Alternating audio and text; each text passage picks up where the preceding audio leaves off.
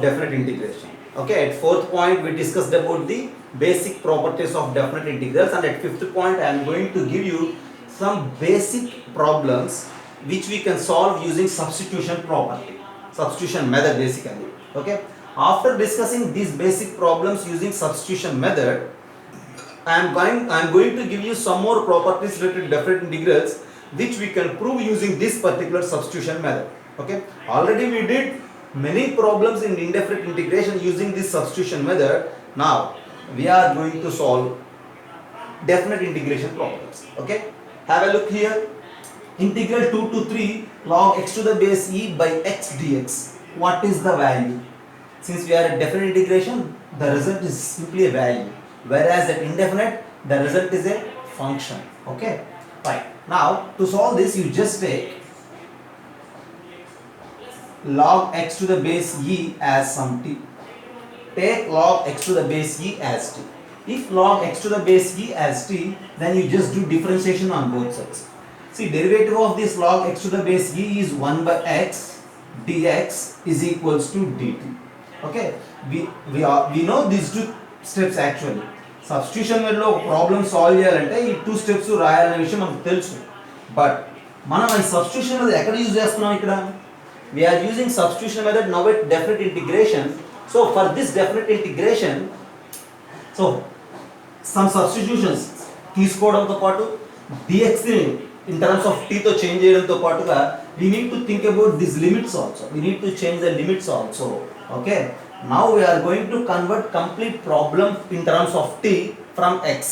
While conversion, convert function in terms of t, convert dx in terms of t, you need to convert these limits are also in terms of t. That means limits related to t we need to mention. You just have a look. X is equals to, see the what are the limits here? X is equals to 2 and x is equals to 3. Since t is equals to log x to the base e, at x is equals to t is nothing but log 2 to the base e. At x is equals to 3, t is equals to log 3 to the base. So while solving problems using substitution method at definite integration, first thing, take t as some function. Second thing, try to convert dx in terms of t. Third thing, convert limits also related to t. And now what's the problem? Now, then the given problem is equals to integral 2 to 3. At 2, t value is log 2 to the base e. At 3, our substituted t value is log 3 to the base e. And now here log x to the base e by x. So what it means? See, you just think this dx by x. Dx by x is simply dt, and this log x to the base e as t. So t dt. So integral log 2 base log 2 to log 3 t dt. And this is equals to what? Actually t square by 2 plus c we write. But here since we are at definite integration, t square by 2 with the lower limit log 2 base e and with the upper limit log 3 base e. So this is equals to substitute log 3 base e once minus log 2 base e then. So 1 by 2 is a constant, keep it out. 1 by 2 into log 3 to the base e whole square minus log 2 to the base e whole square is the definite integral value for the given function. Okay, you just have a look. Whereas in the same way, if you wish to solve the second bit, it is a generalized thing. Integral a to b f of g of x into g dash of x dx we need to solve. So one thing is very clear. We need to take g of x as t. If we take g of x as t, then try to convert dx in terms of t. For that, differentiate it on both sides. G dash of x into dx is equals to dt. If g of x is t, then g dash of x into dx is dt. After that, you just try to convert the limits. At x is equals to a, t is equals to g of a. At x is equals to b, t is equals to g of b. Convert function in terms of t, convert dx in terms of t, convert limit related to t, and then what's the problem? Then the given problem is simply nothing but integral. At a, t value is g of a, and at b, t value is g of b, f of g of x means f of t into g dash of x dx is dt. Integral f of t dt. See, related to that function, we have to write the integral value, right?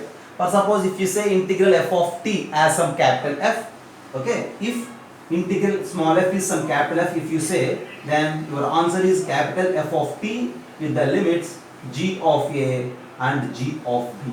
So this is equals to capital F of g of b minus capital F of g of a.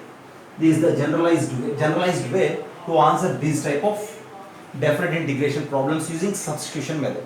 Just have a look. I will give you 2 more examples which gives you much confidence on this substitution method. Okay, have a look.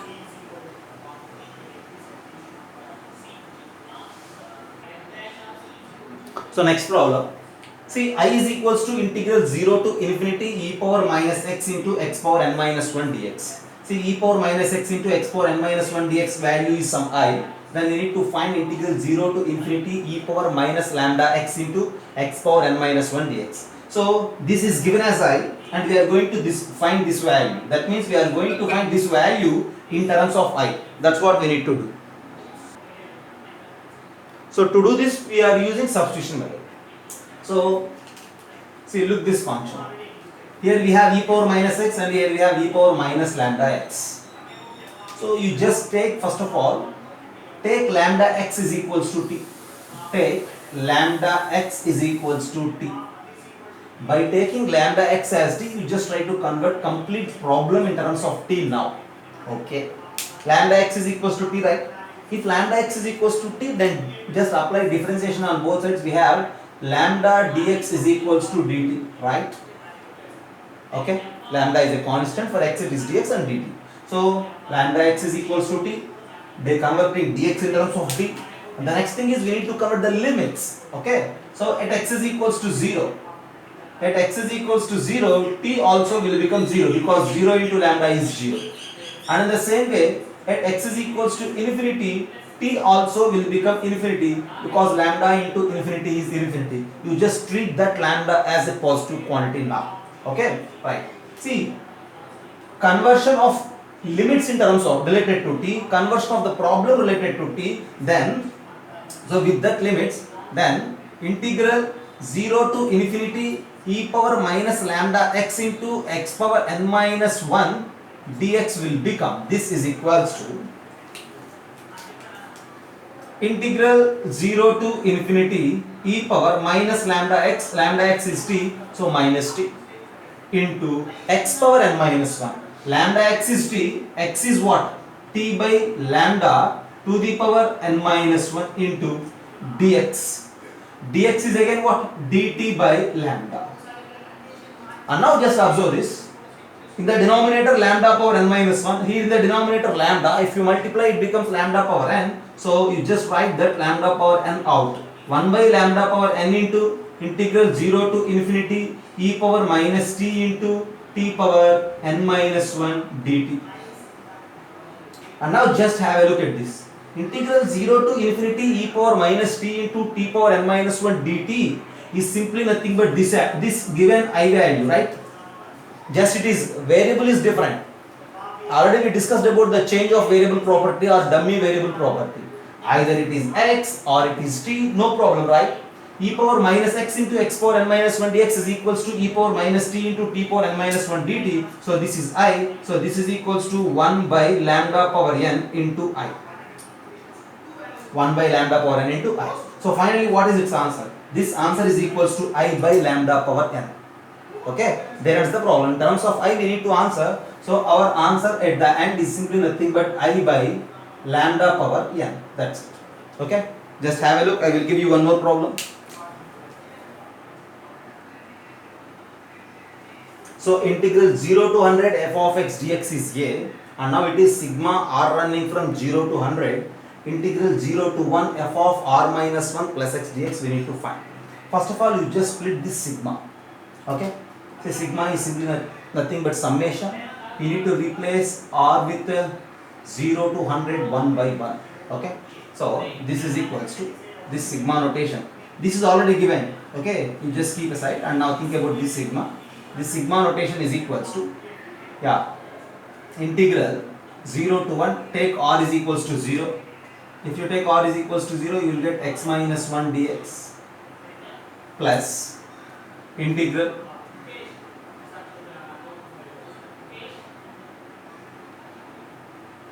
take r is equals to 1. If r is equals to 1, what will happen? Integral 0 to 1 f of x dx. 1 minus 1 is 0, right? Plus take r is equals to 2. Then limits integral 0 to 1 and f of x plus 1 dx. Like, see, the next term will become integral 0 to 1 f of x plus 2 dx. And so on if we continue. The last term is nothing but integral 0 to 1. If you replace r with 100, you will get that f of x plus 99 dx. Taking r as 0 once, then r is equals to 1, then r is equals to 2, then r is equals to 3, then r is equals to 100. See, at the end we need to sum all these integrals. Okay, right. So now how to answer all these things one by one I need to discuss. Okay, what I do is, see, we need to substitute, see, we need to take a substitution for each and every problem. Okay,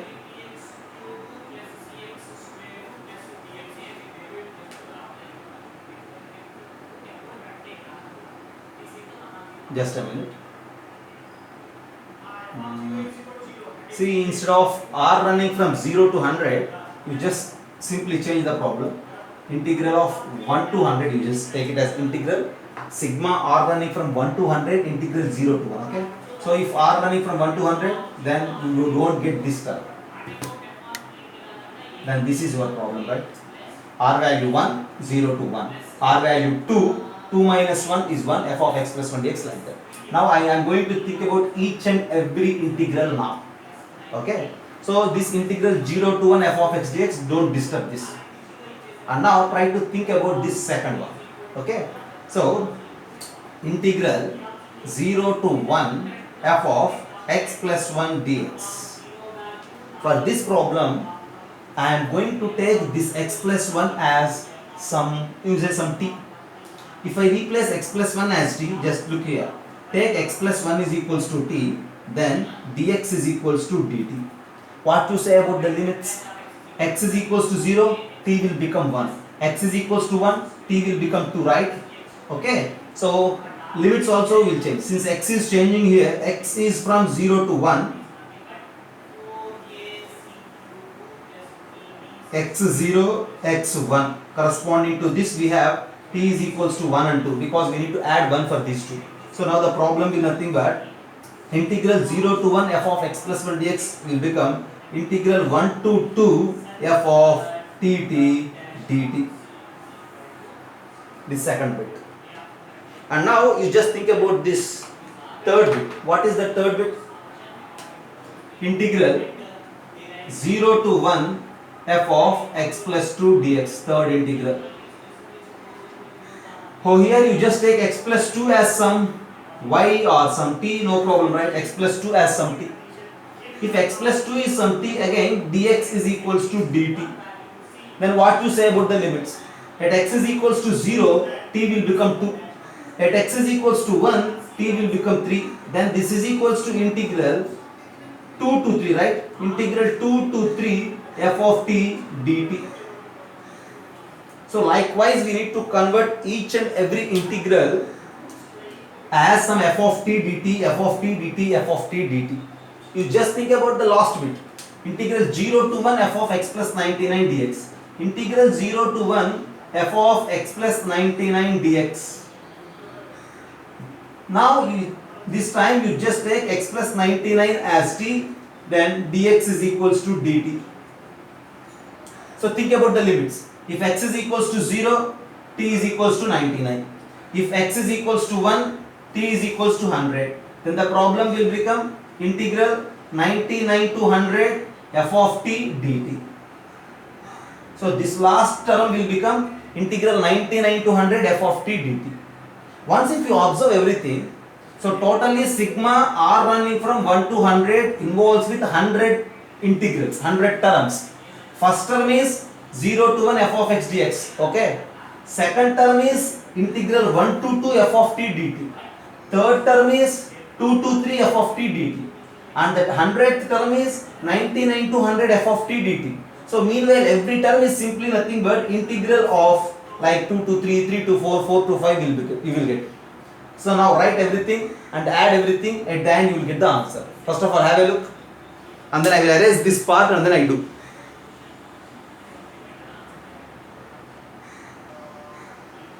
So now finally మనం ప్రతి term ని ఇప్పుడు ఎలా అయితే convert చేసామో using substitution method. So if you rewrite, first term is same, integral 0 to 1 f of x dx. Okay, either 0 to 1 f of x dx or you may say f of t dt, both will same because we already mentioned you about the variable.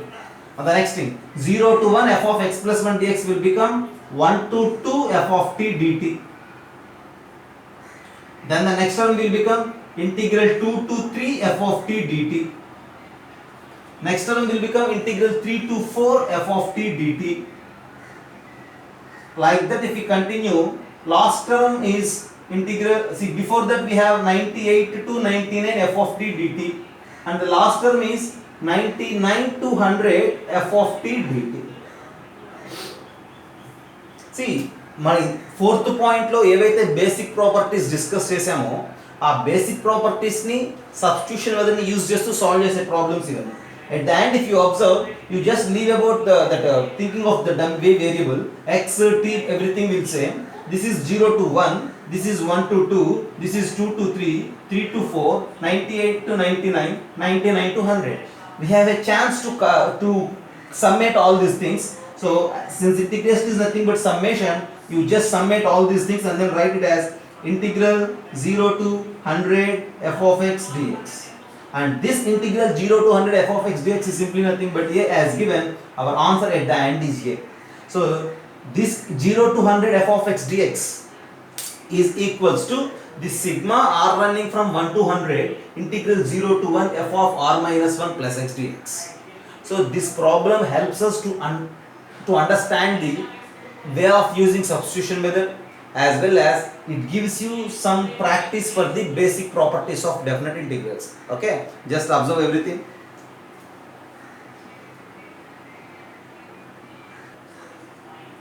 So ఇదే problem ని మనం ఇప్పుడు ముందు సిగ్మాని apply చేసి then individual గా substitution method లో integration చేసాం. అలా కాకుండా ఫస్ట్ ఇంటిగ్రేషన్ చేసేసి ఆ తర్వాత మనం సిగ్మా అయినా సరే అప్లై చేయొచ్చు, ఆన్సర్ మారదు. ఎందుకంటే sigma is nothing but summation, integration is also nothing but summation. So ఆ రెండు సమ్మేషన్సే కాబట్టి ఈ రెండింటి మధ్యలో ఆర్డర్ కోసం పోటీ ఉండదు. ఏ ఆపరేటర్ని ముందు అప్లై చేసినా రిజల్ట్ మారే ఛాన్స్ ఉండదు. కాబట్టి first apply integration then do sigma, or first apply sigma then do integration. Your answer is same. Okay, so this is something about simple problems and the idea of substitution method. So next point lo మనం ఏం చేయబోతున్నామంటే ఇప్పుడు using this substitution method I am going to generate some more definite integral properties. Okay, so fourth point is about basic properties of definite integral. Fifth point is about simple problems on substitution method along with that basic properties. And now in sixth point I am going to generate some more properties using this substitution method. Okay.